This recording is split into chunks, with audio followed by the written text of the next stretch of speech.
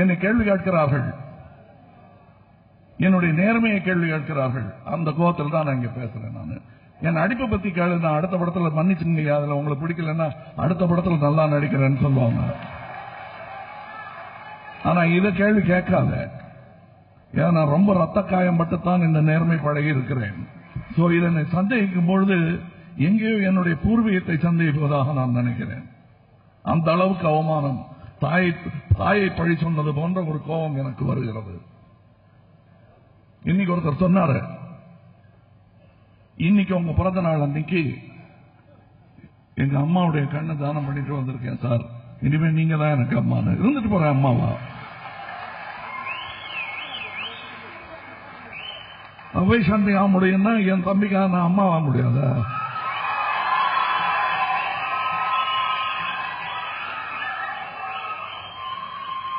இன்னொரு விஷயம், அதை ரொம்ப கவலைப்பட்டு சொல்லாதீங்க, பெருமையுடன் சொல்லுங்கள் தம்பி.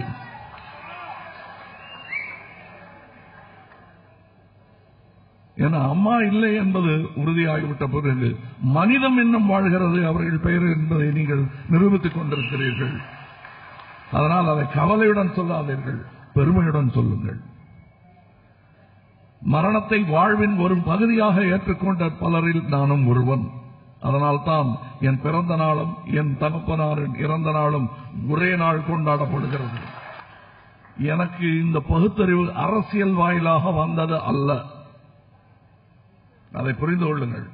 அரசியல் வாயிலாக எதை சொன்னாலும் அதற்குள் ஒரு உட்கருத்து இருக்கும். அதற்கான மாறுபட்ட கருத்தை மறுக்கும் அந்த மனம்.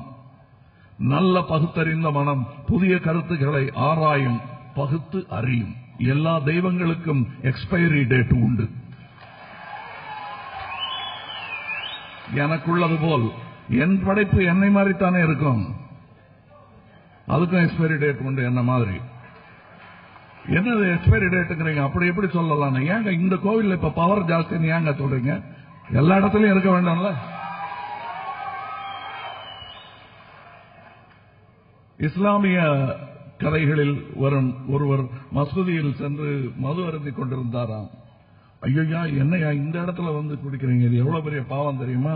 இங்க குடிக்க கூடாது. ஏன் என்றானாம் அவன். இங்க இறைவன் இருக்கிறார். அப்ப அந்த ஆள் இல்லாத இடம் சொல்ல அங்க போய் குடிக்கிறேன். அந்த அளவு பக்தி கூட இல்லாதவர்கள் என் பகுத்தறிவையா கிண்டல் அடிக்கிறீர்கள்?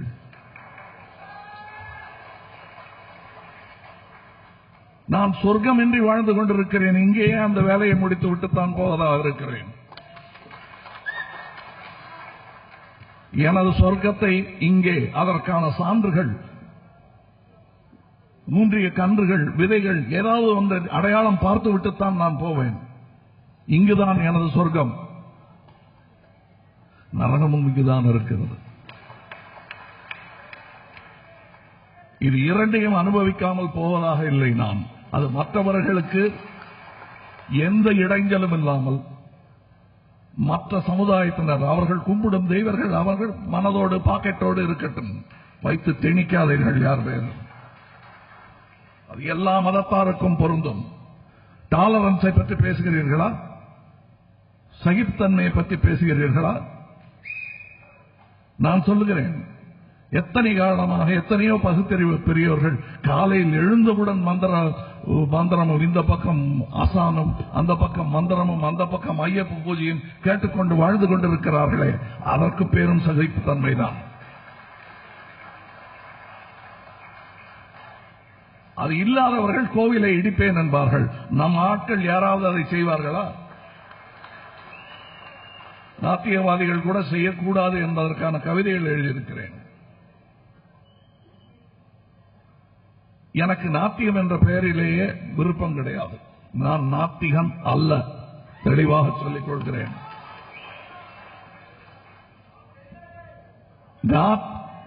கேள் கேள் கேள், அவசரப்படாத.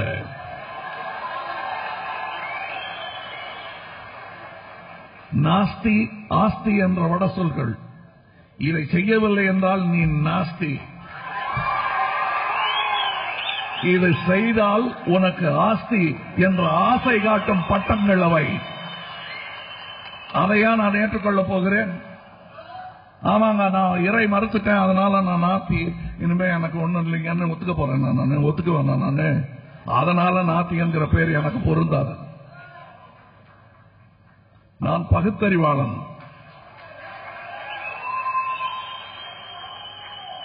நாளைக்கு ஏதாவது ஒரு மந்திர சக்தி உள்ள சாமியார், மகாகணம் பொருந்தியவர் ஒரு தெய்வத்தை கொண்டு நிறுத்திவிட்டால் கைகுலுக்கி வரவேற்பேன், கும்பிட மாட்டேன்.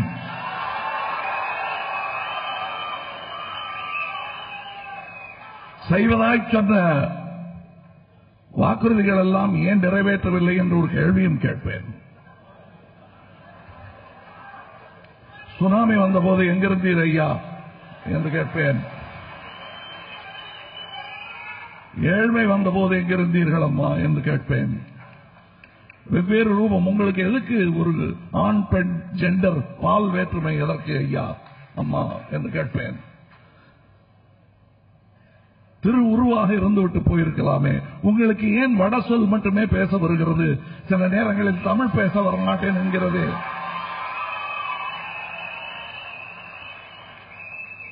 ஏன் நீங்கள் உங்கள் பக்தர்களிடம் ஆர்மேக் மொழியிலும் அரேபிய மொழியிலும் பேசினீர்கள், எங்கள் தமிழிலே முதலிலேயே பேசவில்லை என்று கேட்பேன். இந்த கேள்வியெல்லாம் கேட்டுட்டு இருக்கிறதுக்கு இப்ப நேரம் இல்லை, வேலை இருக்கு. தெய்வங்கள் இருக்கட்டும் ஒரு புறம். உங்களுக்கு மாட்டு இறைச்சி பிடிக்கலன்னா சாப்பிடாதீங்க.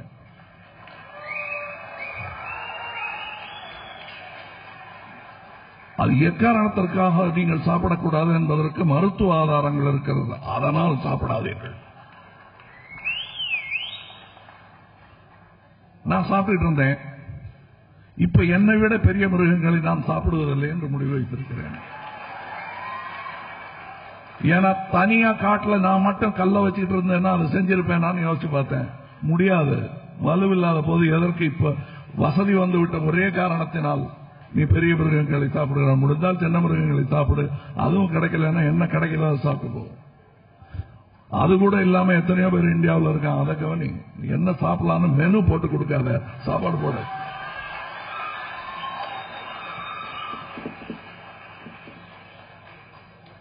இன்றைய உலக விஞ்ஞானிகள் பூச்சிகளை சாப்பிடுவது நன்று, மாடு கன்றுகளை சாப்பிடுவதை விட அது பெட்டர்னு சொல்றாங்க. இப்ப புரியாது, எல்லாரும் சிரிப்பீங்க. இன்னும் 30 வருஷம் கழிச்சு அது ஒரு பெரிய இண்டஸ்ட்ரியா மாறப்போகுது. தெரிந்தவர்களுக்கு அது தெரியும். என்ன பூச்சி காட்டுறேன் இப்ப, அப்ப அது பெருவிருந்தா போகிறது வருங்காலங்களில். அப்பொழுது யாராவது ஒரு பூச்சி சாமியார் வந்து அதெல்லாம் சாப்பிடக்கூடாதுன்னு சொல்ல, அது நடந்துகிட்டே இருக்கும்.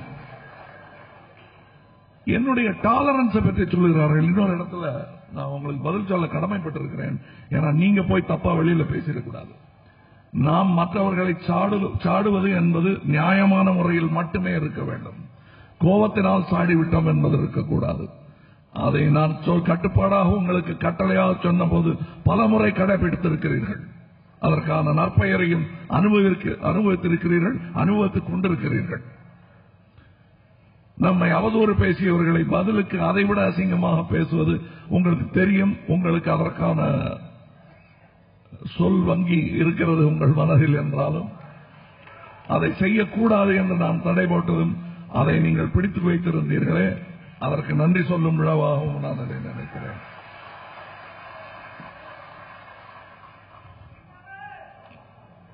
ஒருத்தனை ஒரு நம்மளோட பலசாலி ஒருத்தனை அடிக்கிறதுக்கு தைரியம் வேணும். 10-15 பேர் இருந்தான்னா வீரம் வேணும். அதுக்கும் மேல இருந்தா அது மகாவீரம். அதனாலதான் அவருக்கு மகாவீரர்னு பேர் வச்சாங்களோன்னு நினைக்கிறேன். மனிதர்களுக்கு காட்ட முடியாத ஒரு அன்பை நீங்கள் மிருகங்களுக்கு காட்டி பிரயோஜனம் இல்லை. நீங்க நல்ல சாப்பாடு சாப்பிடுங்க, எது உங்களுக்கு கட்டுப்படியாவது அதை சாப்பிடுங்க. ஆனா மற்றவர்கள் பால் எதையும் வலியுறுத்தாதீர்கள். திடீர்னு எல்லாரும் இங்க விழுந்து நமாஸ் பண்ணுங்கன்னா யாரும் ஒத்துக்க போறதில்லை. திடீர்னு இங்க எல்லாரும் விழுந்து வெங்கடாஜலபதியை கும்பிடுங்கன்னா பல நண்பர்கள் ஒத்துக்க மாட்டாங்க. இல்ல இயேசுநாதரை எல்லாரும் கும்பிடுங்கன்னு நான் இங்க திருச்சபையா அதை மாற்ற முற்பட்டால் அது நடக்காது. அதற்கென்று கூட்டங்கள் வேற இருக்கின்றன, அவை கூட்டங்கள். இது அது அல்ல. இதைத்தான் நான் இத்தனை 35 வருஷம் அமைதியா இவ்வளவு ஆர்ப்பாட்டம் இல்லாம சொல்லிட்டு இருக்கேன். மறுபடியும் என்று சொல்ல வைக்காதீர்கள். விருதுகளை திருப்பி கொடுப்பேன் என்று கமல் சொன்னது மிகவும் தப்பு. தாழ்த்தப்பட்டவர்களுக்கு எதிர்ப்பான விஷயம் என்கிறார்கள். அது எப்படி எதிர்ப்பான விஷயம்? எனக்கு கொடுக்கப்பட்ட அந்த மரியாதை அரசு கொடுத்ததல்ல, 12 அறிஞர்கள் கொடுத்தது.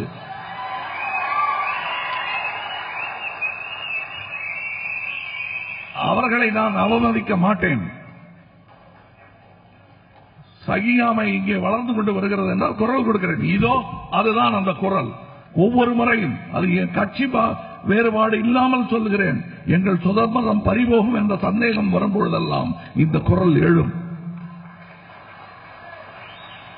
எந்த கட்சி, அது கம்யூனிஸ்ட் கட்சியா இருக்கலாம், காங்கிரஸா இருக்கலாம், பிஜேபியா இருக்கலாம், டிஎம்கே, ஏடிஎம்கே, யாரா இருந்தாலும் என்னுடைய பேச்சு சுதந்திரமும் என்னுடைய நண்பர்களின், சகோதரர்களின், குடும்பத்தின் சுதந்திரமும் அடிபடும் என்ற சந்தேகம் வந்தால் குரல் கொடுப்பேன். அதற்கு கட்சிக்கு ஆரம்பிக்க வேண்டிய அவசியம் இல்லை. உடனே அரசியல் வரீங்களான்னு கேட்கிறாங்க. வேண்டாம். 5 வருஷத்துக்கு ஒரு முறை கையை கரையாக்கி கொடுக்கிறேன். அந்த கரை போதுமானது. மறுபடியும் உங்களிடத்தில் நான் உங்களிடம் வேண்டுகோள், நாம் அரசியல் சம்பந்தப்பட்டவர்கள் அல்ல.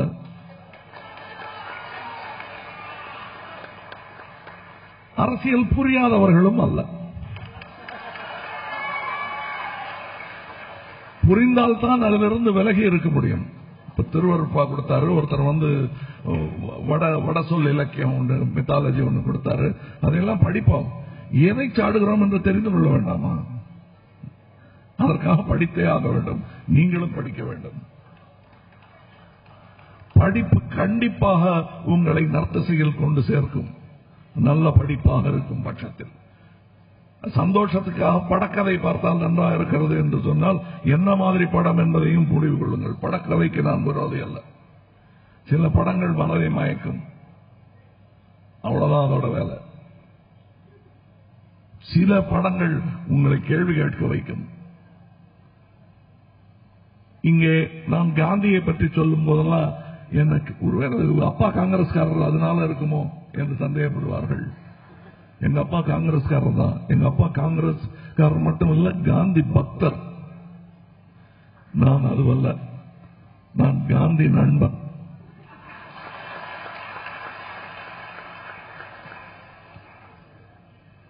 பலரை போல் நானும் அவரை சாடி விமர்சித்து பொது கிண்டல்கள், அவரை பற்றி இருக்கும் பொது கிண்டல்களில் திருவிழா போல் நானும் கலந்து கொண்டு அவரை கீழே தள்ள பார்த்து கொடும்பாவி எரிக்க நினைத்து எல்லாம் செய்துவிட்டு நானாக எந்த ஒரு கட்சியும் உதவியும் இல்லாமல், முக்கியமாக காங்கிரஸ் கட்சியின் உதவி இல்லாமல், கம்யூனிஸ்ட் கட்சியாரின் உதவி இல்லாமல், டிஎம்கே உதவி இல்லாமல், ஏடிஎம்கே உதவி இல்லாமல், கட்சி எந்த பெயர்களில் யாருமே சொல்லித் தராமல் நானாக என் தேடலில் கண்டுபிடித்தது காந்தி. ஒரு புத்தகத்தில் எழுதியிருக்கிறேன் முன்னரையாக புவியரசு செய்யார்கள்.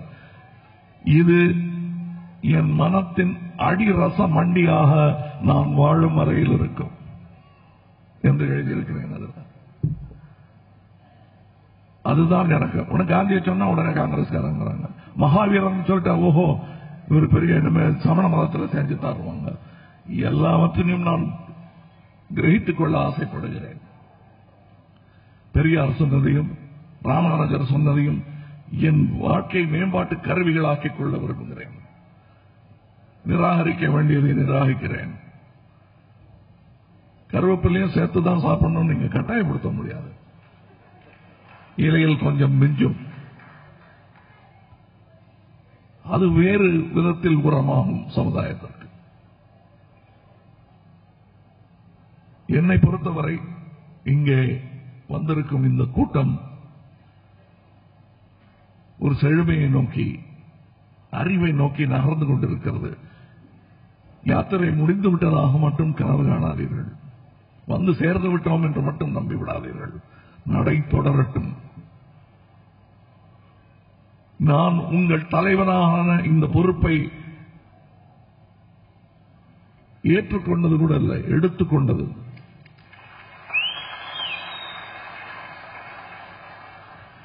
எவ்வழி நல்வழி என்றெல்லாம் நான் நினைக்கிறேனோ, சந்தேகம் வரும்போதெல்லாம் பெரியவர்களிடம் கேட்டு இது சரியான வழிதானா என இத்தனை பேர் வருகிறார்கள் கூட.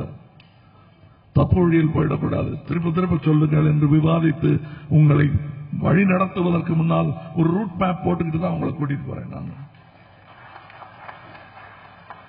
பெரும் அறிவாளிகள் எனக்கு அறிவுரை சொல்கிறார்கள், விமர்சிக்கிறார்கள். நீ சென்ற வழி தப்பு, திருப்பு, கூட்டம் குழியில் விழுந்துவிடும் என்று என்னை விமர்சித்தவர்கள் உண்டு. அப்படி விமர்சித்தவர்கள் சிலர் இங்கே வந்திருக்கிறார்கள். இப்பொழுது அவர்கள் சொன்ன ஒரு கதை பெரியவருக்கு அவமரியாதையாக விடும் என்பதனால் பெயரை சொல்லவில்லை, ஆனால் சொல்லலாம். அவரும் ஒரு பெரிய வீரர் தான், ஜெயகாந்தன் அவர்கள். அவரைத்தான் ஒரு மேல ஒருத்தர் கூப்பிட்டாரு. கூப்பிட்டா உடனே அவருடைய பெருமையை தான் சொல்ல கடமைப்பட்டிருக்கிறேன். நீங்க மன்னிக்கணும் சொன்ன, சும்மா அவன் சொன்னது கரெக்ட் தான், அவர் சொன்னது கரெக்டுங்கிறாரு. என்னையா அது எல்லாத்திலையும் 2ஆம் மாதமா இந்த ஆளுக்கு எனக்கு தோணுச்சு. அதற்கு பிறகு அந்த ஊனமற்ற இளைஞர் காலில் விடும்போது என்ன அசிங்கம் பண்றீங்க கமல் அப்படின்னு என்னை வைடார். அவர் அவ்வளவு பெரிய மனிதர்கள் எல்லாம் இங்கே வந்திருக்கிறார்கள். அந்த நிகழ்வே அவர் எழுதிய ஒரு கதை மாதிரி தான் இருந்தது எனக்கு. ஜெயகாந்தன் கதை இப்படித்தான் இருக்கும், ஒரு வித்தியாசமான முடிவு. மனிதன் மேம்படும் ஒரு நிலைமை அதில் விளங்கும். அது அன்னைக்கு விளங்கிச்சு எங்களுக்கு. இந்த மாதிரி பல அறிஞர்கள், எதற்காக அறிஞர்களை வச்சு போர் அடிக்கிறாரு அப்படின்னு நீங்க நினைக்கலாம். உங்களுக்கு தெரியாது, இந்த அறிவு சலாம்பு எப்ப மூளையில தைக்கணும் உங்களுக்கு தெரியாது. தைச்சுச்சுன்னா அதுக்கப்புறம் அந்த விஸ்கீரணம் உங்களை அறியாமல் புரியும். அப்படி தைத்த மூளைதான் இது. எங்கேயோ நின்று கொண்டிருந்த பொழுது திடீர் என்று பாய்ந்தது என் மூளையில். அதனால்தான் என்னால் ஞானம் சேகரிக்க முடிகிறது. நான் ஞானி என்று சொல்ல மாட்டேன், ஞானம் சேகரிப்பவன். அது காலேஜுகளிலும் புத்தகங்களில் மட்டுமே கொட்டி கிடப்பதாக நினைக்கவில்லை. சமுதாய தெருவுகளில் எங்கும் கொட்டி கிடக்கின்றன. அந்த குப்பையில் இருந்து பொறுக்குபவன் நான். ஸ்வச் பாரத் எனக்கு கொடுத்தது கரெக்ட் தான். நான் யாருன்னு தெரியாம கொடுத்திருப்பாங்களா? என் பின்பலம் என்ன, என் சித்தாந்தம் என்று தெரியாமலா கொடுத்திருப்பார்கள்? தெரிந்தே கொடுத்ததற்காக அவர்களுக்கு நன்றி சொல்ல கடமைப்பட்டிருக்கிறேன். காரணம், இது தேசத்தை கட்டி காக்கும் ஒரு சேவை. அதில் பங்கு பெற என்னை அழைத்தால், எந்த கட்சி அழைத்தாலும் நான் ஓடி வருவேன் என்பதற்கு பேர் உதாரணம் இது. அந்த கட்சி சம்பந்தப்பட்டவர்களுக்கும் நான் நன்றி சொல்ல கடமைப்பட்டிருக்கிறேன். இவெல்லாம் பகுத்தறிவாதி, இவனை சேர்த்துக்கூடாதுன்னு ஒதுக்கல. அதுவும் ஒரு விதமான சகிப்புத்தன்மைதான். அது இன்னும் அவர்களுக்கும் வர வேண்டும், நம்ம எல்லோருக்கும் வர வேண்டும். சகிப்புத்தன்மை என்பது இந்த நாட்டில் இல்லை என்பதற்கு பெரிய உதாரணமே பாகிஸ்தான். நம்முடன் இருக்க வேண்டிய நம் சகோதரனை பிரித்து வேறு வீடு கட்டி கொடுத்து விட்ட சந்தோஷத்தில் இருமாந்து கொண்டிருக்கிறோம். அது எவ்வளவு அசட்டுத்தனம், எவ்வளவு பெரிய நாட்டை, எவ்வளவு பெரிய ஒரு சுபீட்சத்தை பங்கு போட்டு பாகப்பிரிவினையில் இழந்து விட்டோம் என்பதை நாம் புரிந்து கொள்ள வேண்டும். மீண்டும் அது போன்ற நிகழ்வுகள் நாம் உள்ள வரையில் நிகழவிடக்கூடாது. அதற்கு சான்றுகளாய் நாம் நிற்க வேண்டும், தூண்களாய். நீ நெத்தியில் பொட்டு வச்சிருந்தாலும், தொப்பி வச்சிருந்தாலும், கழுத்தில் சிலுவை தொங்கினாலும், அல்லது வேறு பல குற்ற உணர்வுகள் தொங்கினாலும், எதுவாக இருந்தாலும் இது உன்னுடைய கடமை. இன்னும் சொல்ல போனால் தேசபக்தியையும் தாண்டி உலக பக்தியை நோக்கி நாம் போய்கொண்டிருக்கிறோம். இந்த வரைகோட்டுக்குள்ளில் இருக்கும் இந்த பாஸ்போர்ட் என்ற விஷயங்கள் எல்லாம் வேடந்தாங்கள் பறவை போல் இழக்கும் காலம் வரத்தான் போகிறது. எங்கும் சொல்வோம் யாதும் ஊரே யாவரும் கேளீர் என்று 2000 வருடம் முன்னால் கூவிய தமிழன் அதை செய்து காட்ட வேண்டாமா? அது செய்வதற்கான பாதையில் சென்று கொண்டிருக்கிறோமா என்று ஆராய துவங்கினாலே போதும். இந்த மாதிரி அபத்தமான விவாதங்களில் நாம் ஈடுபட மாட்டோம். இந்த விழாவில் என்ன இவ்வளவு கோபமா பேசுறாங்க அப்படின்னா, என்னுடைய நேர்மையை சந்தேகித்த அந்த கோபம் தான். எனக்கு அக்னி பரீட்சை எல்லாம் வைக்க முடியாது. சீலையோட வச்சுக்கோங்க.